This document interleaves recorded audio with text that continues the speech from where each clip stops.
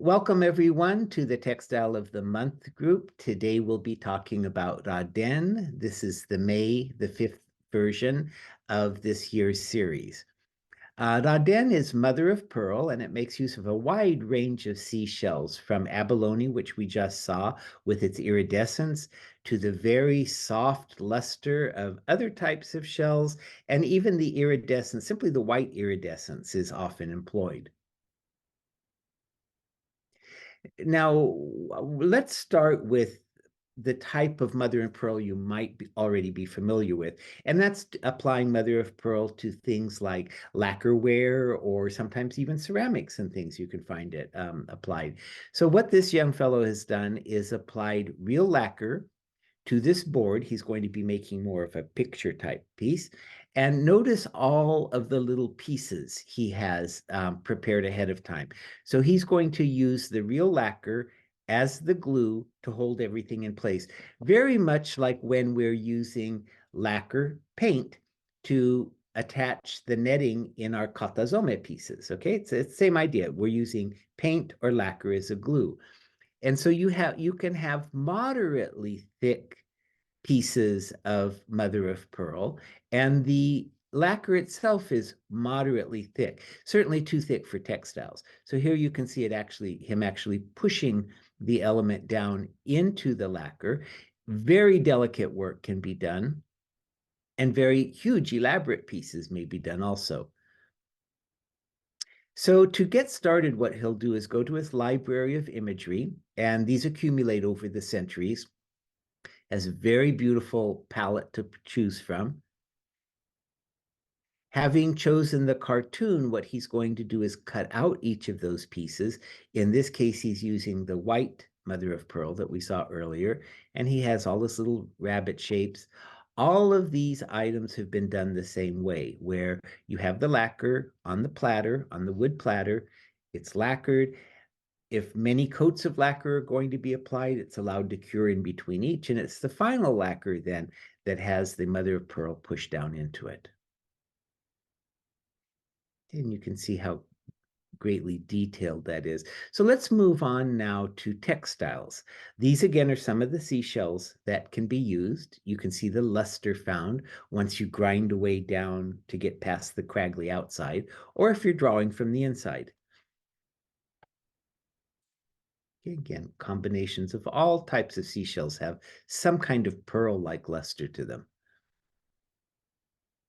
Now, these strips that you see here are not actually full strips taken from the shell. Some of the shells are too small. And then also you have to take into account the curvature of the shell, which makes it almost impossible to lay flat.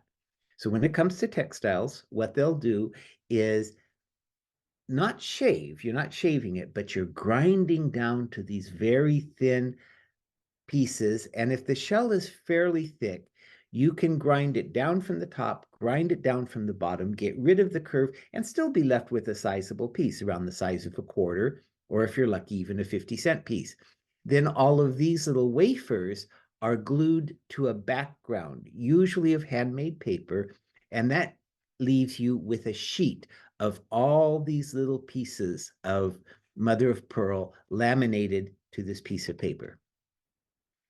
That then is the basis of the design to come. Here's the cartoon again. That little bit, that wafer of shell that you saw a moment ago is placed under the cartoon, and cutting through the cartoon with an X-Acto knife, she creates what amounts to a jigsaw puzzle piece or a mosaic piece to fit into the design on the fabric itself. On what will be the fabric, I should say. Okay. So keeping careful track of the cartoon and where each piece goes, that gets transferred to a layer of handmade paper. Now notice there's an arrow here to indicate the flow of the repeat, because this artist is going to have to make many, many identical sheets in order to do a length of cloth. So you can see each little bit of abalone-like luster, each little bit of white luster is there. And the arrow, along with all of these outlines that you're seeing, are gold leaf. Okay, so sheets of gold have also been laminated to this handmade sheet of paper. These bits of laminated, cut out mother of pearl are then glued in place so that you have a beautiful outline of gold for each. And this gives you a detail. Now, these wafers are really, really thin, as you can imagine. Okay, so here's just another version of that.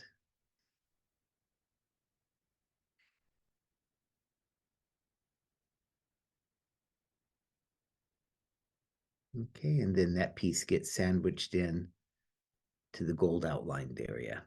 So how to go about making these? You see this piece of shell is being, it looks like an abalone-like shell, is being ground down with this file, basically, a grinding stone, until you get the top removed, the bottom removed, it's polished to a very nice sheen, and you wind up with this thin wafer. Now, these wafers in and of themselves break very easily, as you see here. However, if you take that same wafer or several of them and apply them to a piece of paper, it'll still break, but the paper holds everything together and prevents it from flaking away. And so that's why you have these different layers of laminated sheets underneath the mother of pearl. Okay, so again, mother of pearl, okay, gold leaf outline, paper in the background. Now, the paper itself is not just blank paper in this case. It has a beautiful luster of silver powder. And those of you who have taken my lamination class know how we go about producing that on the fiber to create this kind of work.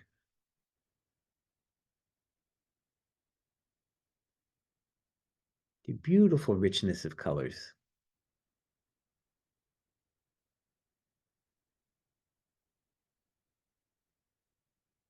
Okay.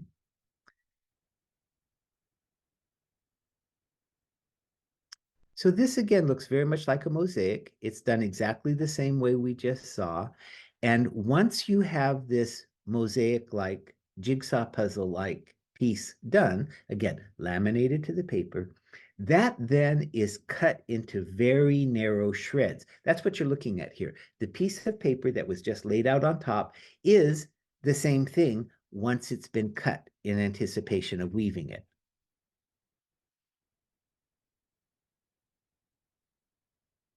And this will give you a couple of other versions, but here you can see the mother of pearl on each little strand. And this will give you a sense of the delicacy of the imagery itself. Just like lacquer ware, for utensils and so forth, a layer of real lacquer is applied to the handmade paper, going back to this jigsaw mosaic-like piece. Each little section is cut out, laminated in place on top of that handmade paper. And then here, this gives you an even more extreme sense of a mosaic tile, with the background being gold leaf with dust or gold dusted. Okay, here you see all the little pieces fitting together.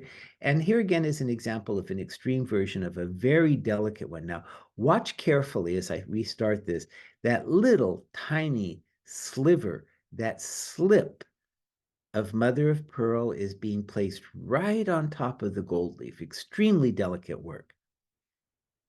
Now, I don't know if you can see this on your screen, but a lot of these pieces seem to be curled up just a little bit at the end. So they're not really firmly set just yet. But when the artist is entirely finished, the whole thing will be weighted to make sure everything has good adhesion before we cut it. Now, this is what we're aiming toward with the kind of work that she was doing. This entire kimono is done with woven mother of pearl, the background as well as the individual items. Now, let me walk you through one project.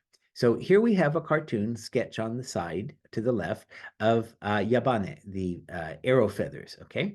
And this is what we're going to aim toward with our mother of pearl.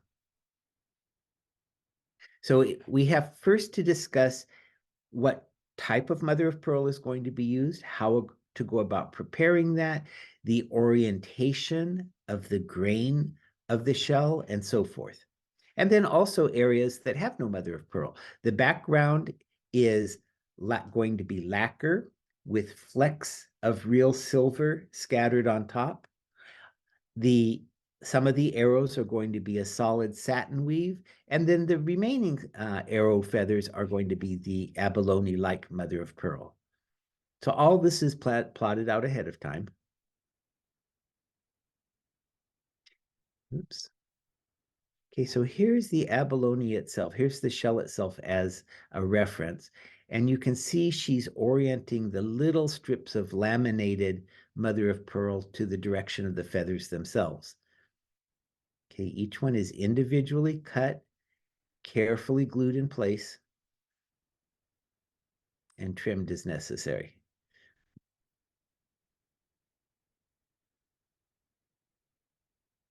Now, what you'll notice also, there is when I say trimmed as necessary, you can see she's using the ruler to trim it.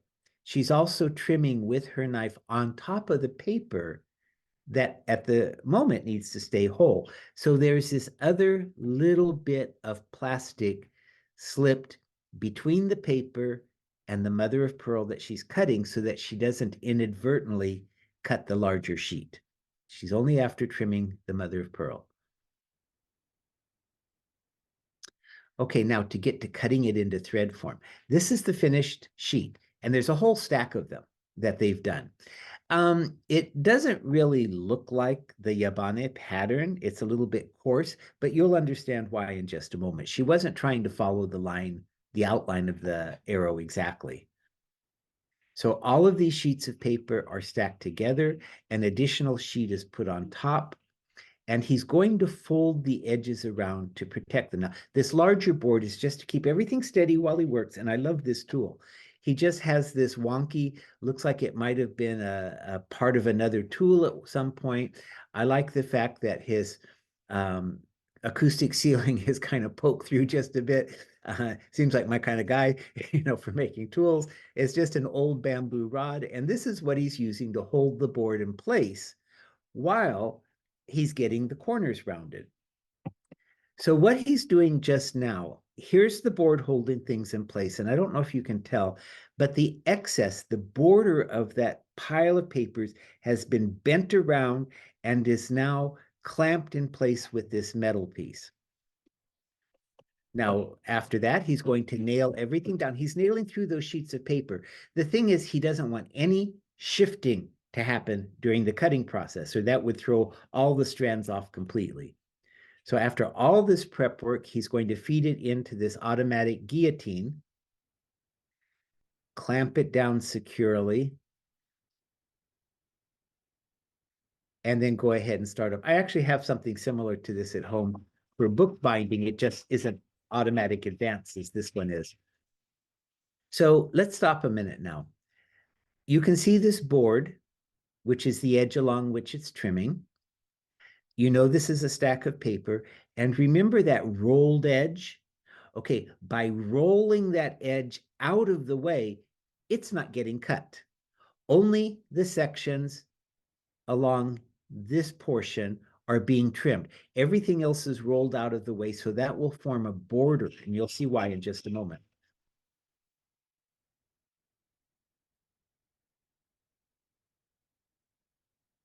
There is a hand-cut version of this also.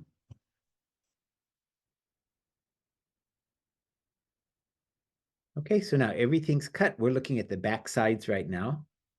Let's go ahead and take that out.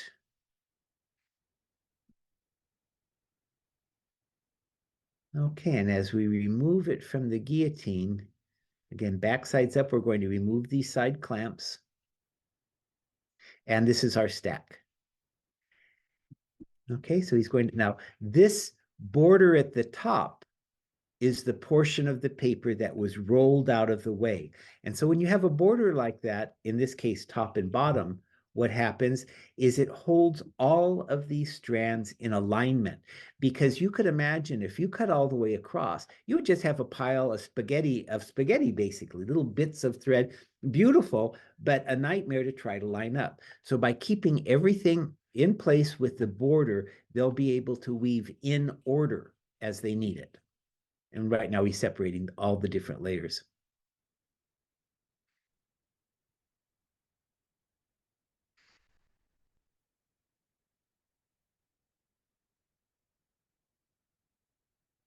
Okay. So this gives you some other variations of exactly the same thing, no longer the arrow, but just other sheets that have been cut. Here you can see the black lacquer around the edges with the mother of pearl and gold laminated to the top. Okay, more lacquer, more gold, more silver. Okay, all sorts of beautiful colors in this one. I actually have a fairly large collection of these I'll be taking to Convergence this year, and also to the show I'll be doing in Seattle next month. So, keep an eye out for those if you're interested. So, of course, they have to go ahead and prepare the silk that they'll be weaving as the weft. Okay, we're back to our yabane pattern. Now notice the bottom border has been cut off. So it's dangling a bit like a hula skirt. And he's going to clamp the top border in place. Everything's still in line. Okay. And now when it comes time to weave, he can pinch off one strand at a time. And the tool that he's using is actually a shuttle, but it's a shuttle that's shaped a little bit more like a clothespin. So imagine the pinchy end of the clothespin grabbing the end of the strand as he breaks off the top portion and then pops that into place, and he has his weft in alignment with the laminated side up. Now his warp thread is set to expose only the actual arrow shape, not the blob shape that they actually laminated.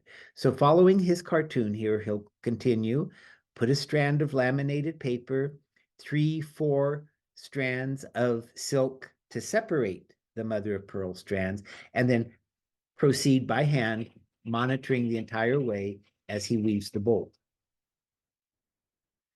Okay, now this is what gets pulled off the loom. So these were the strands which now have a very good definition for the yabane pattern. This is the non-mother of pearl, simply the silk one, and the background is silk plus laminated bits of silver woven in. And you can see all of the excess on the back here. This is where the blob portion went and the excess paper in this case. Now, you don't always have excess paper. Sometimes the paper does go selvage to selvage and all of it's used. In this case, they were aiming just for the yabane pattern, and all of the excess simply gets trimmed off by hand. Okay, so that takes you pretty much start to finish. Of course, you always have to go back and inspect to make sure there are no flaws whatsoever. These are very, very expensive pieces, and a lot of work goes into them. So here we have a nice comparison of the shell itself, polished, along with the kind of iridescence and almost oil slick look of the colors.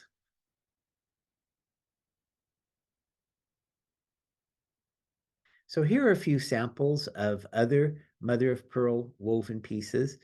The actual weaving structure is not that exciting. Okay, it's the process that goes into preparing the threads that make this so beautiful. It's almost always a pretty simple weave. Very rarely are it is a jacquard to bring the pattern up, of course, but very rarely are additional textures woven in.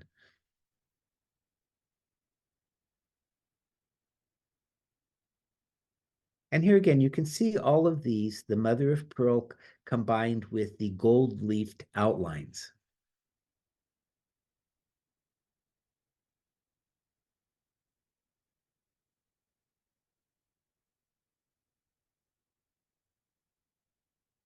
You can do things like cell phone cases, all sorts of things to do with that kind of silk. Okay, something special that you can treasure. So let's go back to the kimono we started with, the uchikake that we started with at the beginning of the talk. Okay, and so this gives you a little bit better detailing and perhaps better appreciation of what went into this. Not all mother of pearl pieces are this elaborate. Quite often, obi will have just a subtle spot here and there for accent. Mother of pearl is most commonly used on obi, but it's not unusual to see patches of it on kimono as well. And as I mentioned during our little talk before I began recording, it's also not unusual to see Japanese use actual islands of mother of pearl that are not shredded to go ahead and laminate those thin wafers directly to the silk.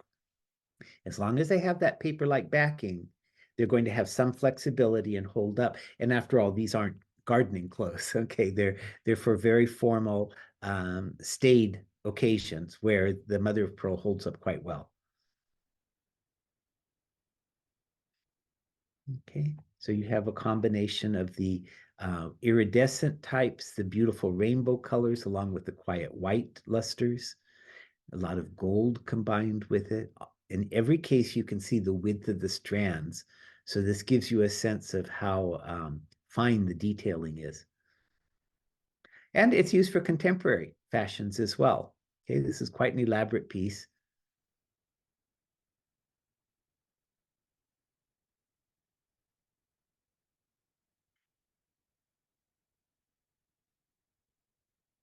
Now, the strands here are reminiscent of the cut strands. I doubt they are. That would be so very extremely delicate.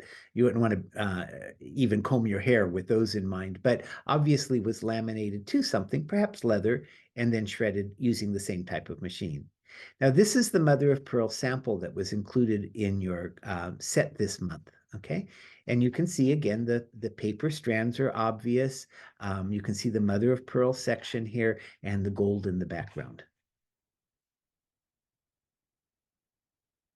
Okay, and this is another sample that occurs in some of my other publications. This is a piece, I'm only presenting one piece from my actual collection today. They're quite a lot, but for time as much as anything else. That was a detail. This is an obi. You can see that it's a princess, a hime from Heian period. You can see all of her kimono, the flow of her hair, all of the layers of the juni shitoe kimono that she's wearing.